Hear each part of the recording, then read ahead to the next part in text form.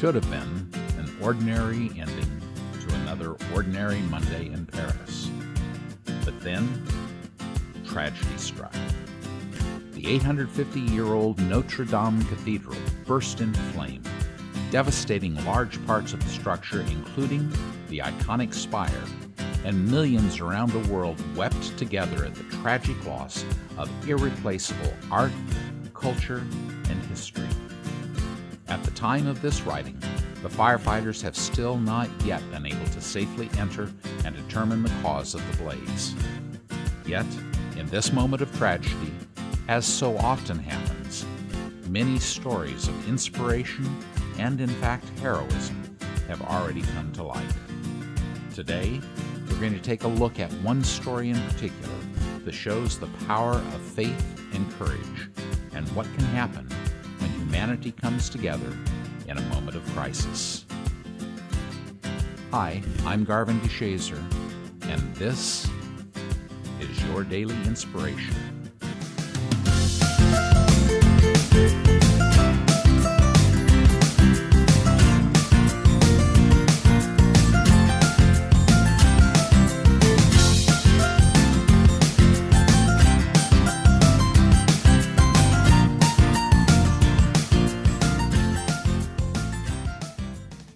Father Jean-Marc Fournier, chaplain of the Paris Fire Brigade, is no stranger to crisis. The 54-year-old priest had already served the French army as a chaplain and survived an insurgent attack in Afghanistan that took the lives of 10 of his fellow soldiers.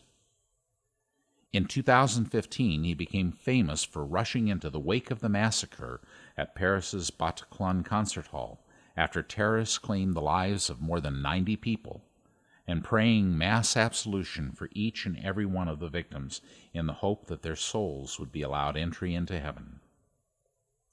When smoke and flames rose from the roofline of Notre Dame on the afternoon of April 15th, firefighters rushed for 9 hours to douse the flames, and thousands of Parisians went to the street below to watch the passing of history. With a united effort, the citizens of Paris formed a human chain in an effort to save the priceless relics and history within the structure, and Father Fournier is credited for saving relics of the crucifixion of Christ, including the crown of thorns believed to have been placed on the brow of Jesus and a nail from the Holy Cross.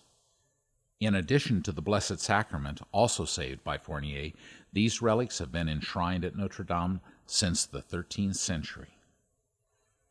As Paris's deputy mayor for tourism and sports, Jean-Francois Martins told CBS the following day, "We made a human chain with our friends from the church to get, as quick as possible, all the relics.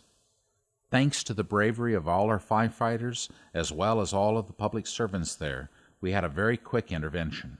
Everything is safe and undamaged, and in our really bad day, we had one good news." According to Ireland's News Talk Radio report on the event, a first responder described Father Fournier as, quote, an absolute hero, saying he showed no fear and went straight away for the relics inside the cathedral and made certain they were safe. He deals with life and death daily and shows no fear.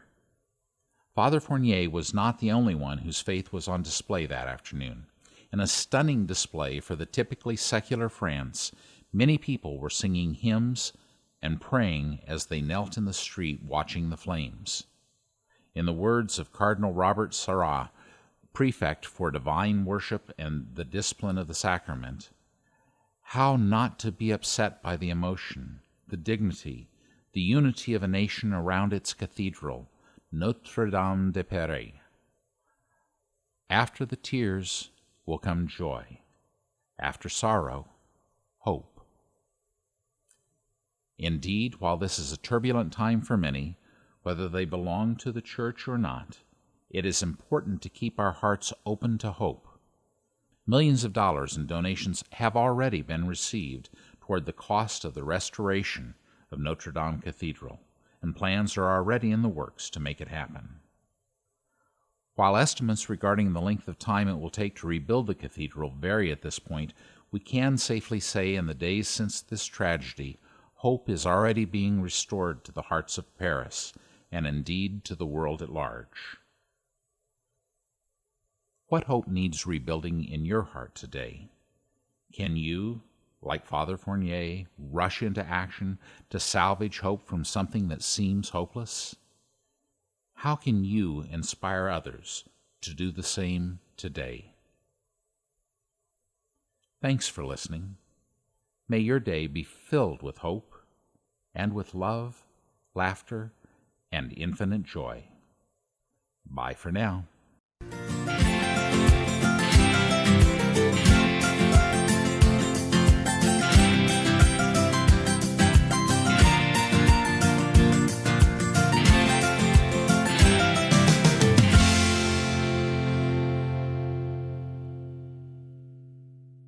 Hi, this is Scott Sampson, producer for the Daily Inspirations podcast.